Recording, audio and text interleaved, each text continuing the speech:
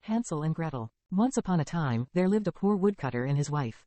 They had 2 children, Hansel and Gretel, whom they loved dearly. Unfortunately, the family was struggling to make ends meet and could barely afford to feed themselves.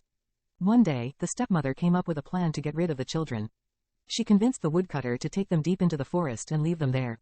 The woodcutter was hesitant but eventually gave in to his wife's demands.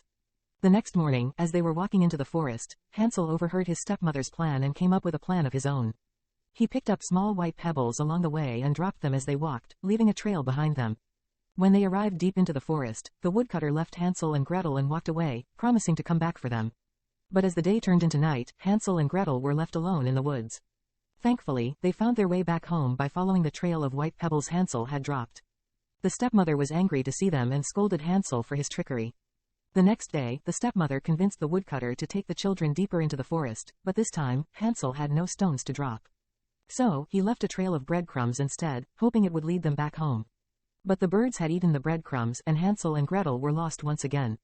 They stumbled upon a gingerbread house and to their delight, the house was made entirely of sweets. They began to eat the house and before long, the witch who lived in the house came out and captured them.